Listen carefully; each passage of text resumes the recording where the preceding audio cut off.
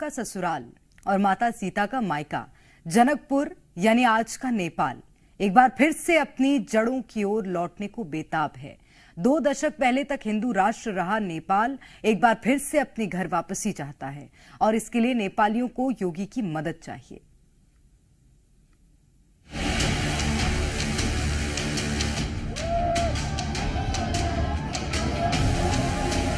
नेपालियों को आस, योगी दिलाएंगे इंसाफ। योगी आदित्यनाथ इंडिया में जो भी पॉलिटिकल हायरार्की हो वो एक गुरु है, धार्मिक गुरु है।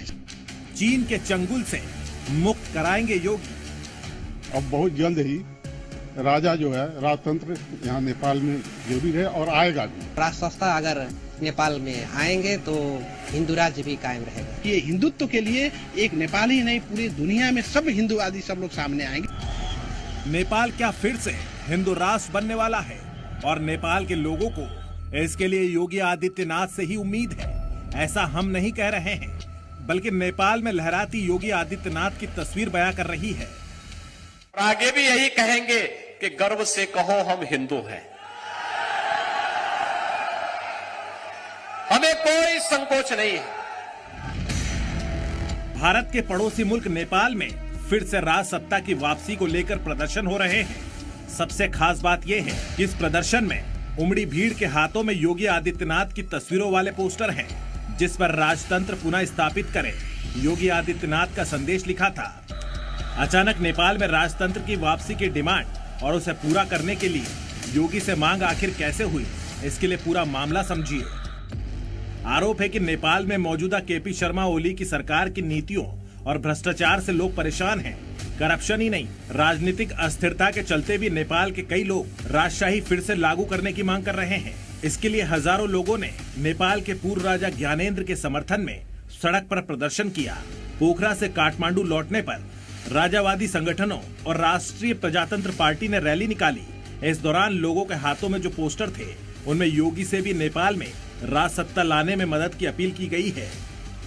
निराशावादी जो गवर्नमेंट से, जो राजनीतिक दल से, बड़े दल से जो आदमी निराश है वो लोग आए हैं, अपने राजा को खोज रहे हैं। 63-64 का जो आंदोलन हुआ वो आंदोलन का जो दौर था वो राजा को हटाने के लिए, राजा ये इस हिंदू राष्ट्र को हटाने के लिए नहीं था। हिंदू गणतंत्र ले आकर के जो कि धर्म को जो है व्यापार इन लोग बनाए, जो जिस देश में जो स्वाधीनता जो था वो स्वाधीनता का नष्ट किए सब, उसके विरोध में आज हम लोग एक विश्व भर एक हिंदू राष्ट्र नेपाल और नेपाल राजतंत्र के हम लोग आवश्यक मानते हुए गणतंत्र जिस तरह से हम लोग मिलकर लेके आए। राजनीतिक दलों ने यहाँ पे जो गणतंत्र के नाम में जो लूट तंत्र मचा रखा है, इससे आजित होकर जनता जो है अभी हिंदू राष्ट्र सहित का राष्ट्र संस्था का मांग करके सड़क में आंदोलित है।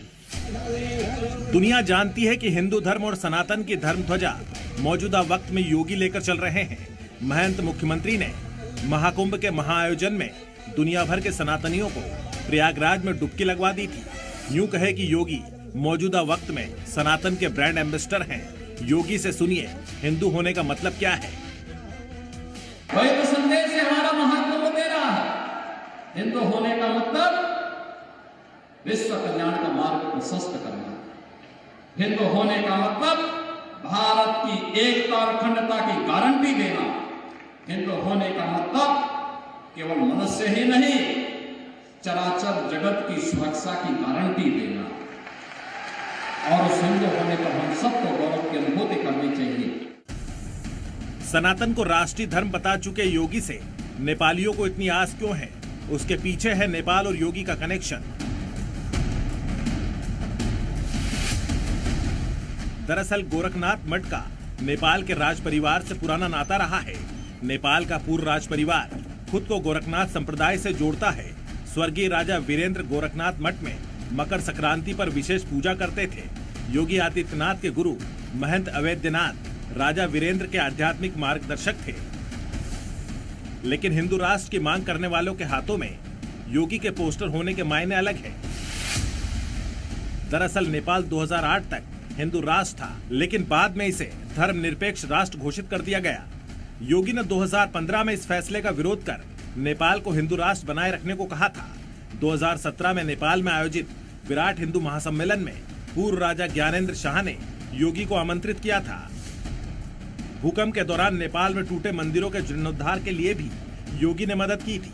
ऐसे में एक बार फिर नेपाल जब सत्ता संकट से जूझ रहा है तो वहां के लोग योगी से ही राज सत्ता पुनर्स्थापित करने की मांग कर रहे हैं।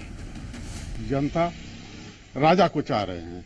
अब बहुत जल्द ही राजा जो है राजतंत्र यहाँ नेपाल में जरूरी है और आएगा भी, और राजा को हटाए भी ये लोग जो है अवैधानिक तरीका से। अगर जो है जनमत संग्रह आज करा दिया जाए तो राजा फिर जो है अपने गद्दी में बैठ जाएंगे। नेपाल देश को चिनाने के लिए हिंदू राज्य जरूरी है। राष्ट्र संस्था नेपाल में स्थापना की जरूरी है, और राष्ट्र संस्था अगर नेपाल में आएंगे तो हिंदू राज्य भी कायम रहेगा। कभी भारत का पक्का दोस्त रहा नेपाल पिछले कुछ सालों में चीन के कर्ज के तले दब गया है।